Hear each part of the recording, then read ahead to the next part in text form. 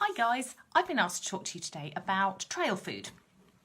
So I've devised over the last few years of doing through hikes and challenge events, I've devised a few ways of taking food that is lightweight in my pack, that is nutritious and healthy, and also that's squidgeable, so it doesn't matter what I do with it in my pack and how much I push in there. It's also cheap. You can buy food packs, camping food packs from places like Go Outdoors, Cotswold Outdoors, etc.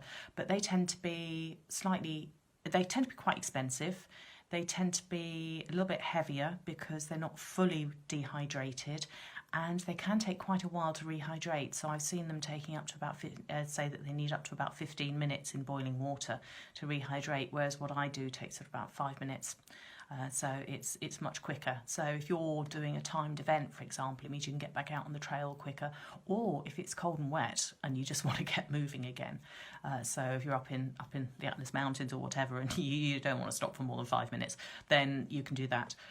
So rehydrating food is one of the methods I use. So I just need a little bit of kit. I need something my trusty jet boil, or other brands are available, to boil water.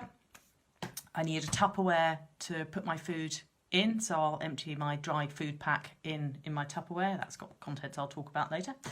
And then I'll put that Tupperware into this is just an old envelope, bubble wrap envelope, especially on a cold day, just while it's rehydrating, just to keep the warmth in. Got that tip from another Adventure Queen. That was a brilliant tip, love that one. And then my little spork. So I love my little spork.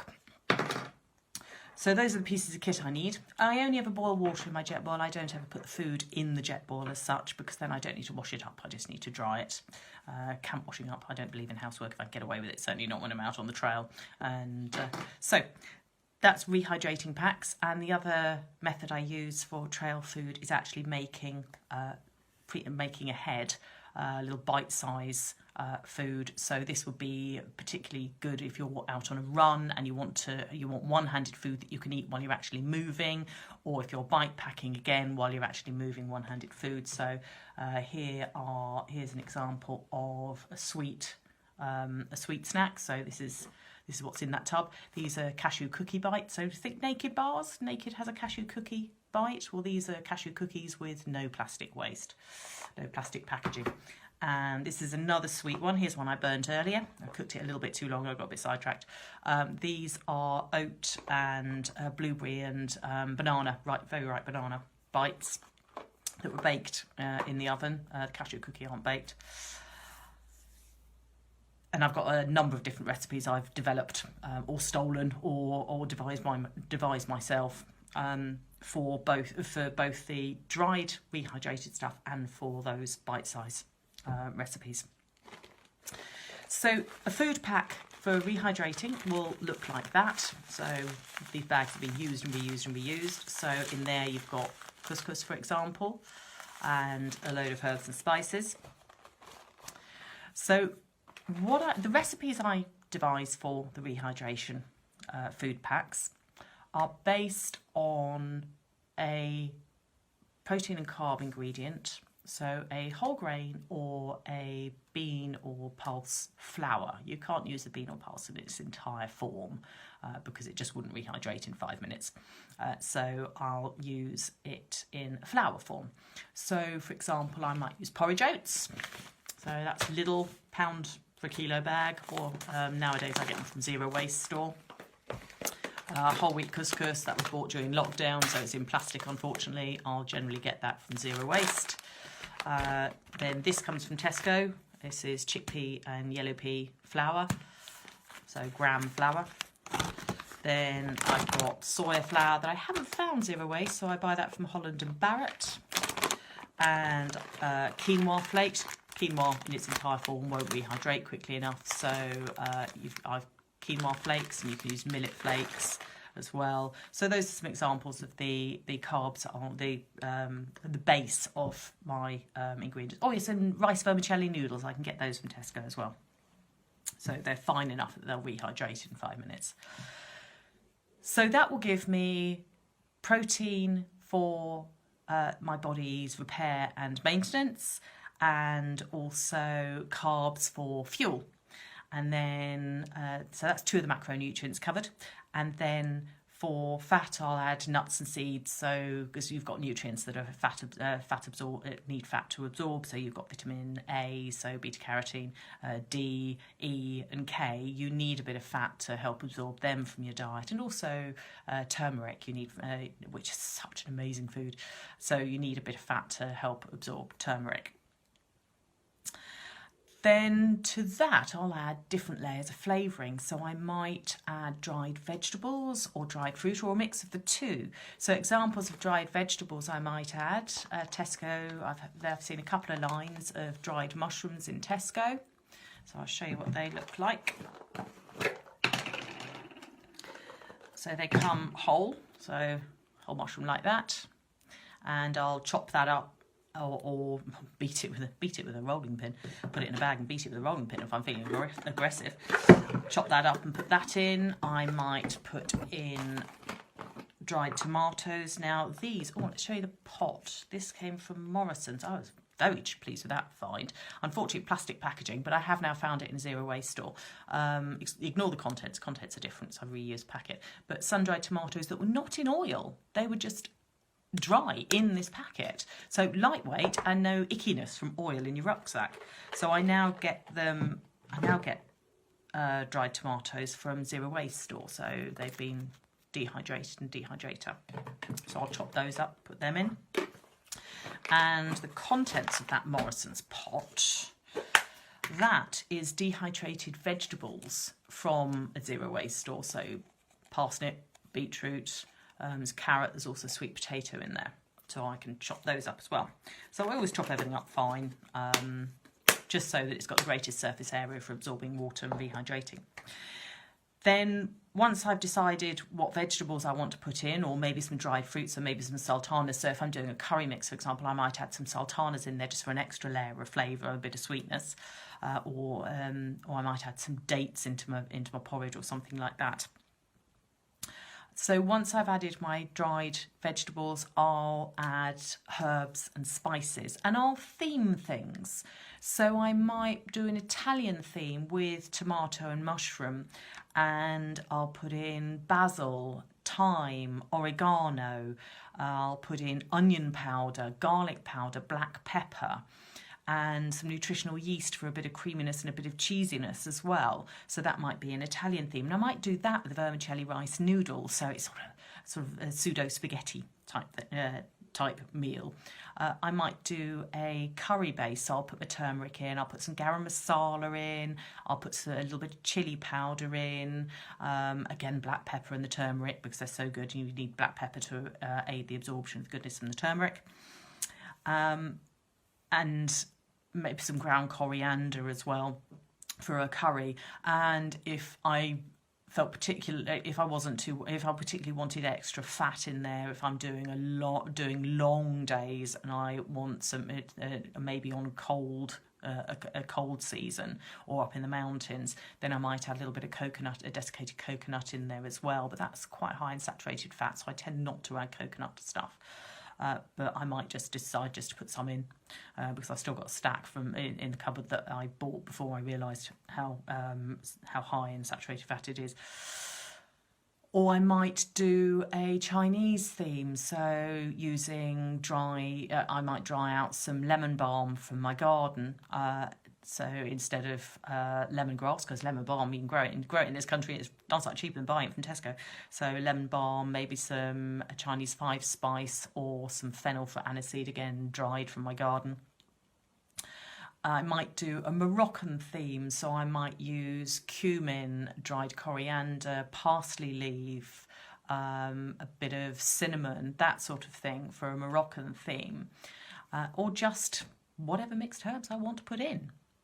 And often a little bit of spice for heat and a bit of black pepper, and just play with it. Play with whatever theme you want, whatever flavour you want.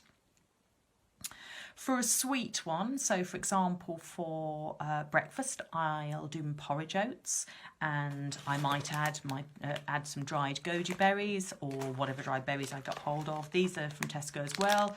Chewy banana chips. Apologies, everything's written backwards because that's how the video works. I might add some dried. This is from Zero Waste, or some dried apple, which is a bit like marshmallow. Just chop that up. Or again, raisin sultanas. You could put some crystallized ginger in there. That's very sugary, so I wouldn't. But you play with it. Put whatever flavors you want in there. Or I might make my own muesli. So you can put some rice flakes, some quinoa flakes, some millet flakes, porridge oats. Any of your favourite cereals you could put in. So you could put in some bran flakes, some cornflakes, whatever. And actually, you could have those hot if it's a cold trip you're doing. So they'll just go into a nice stodgy mush. It's like nice mouthfeel, real sort of hearty breakfast. And just put it all in a pressed seal bag. So like this one, this is my couscous. And those, they squish up. You can store them in your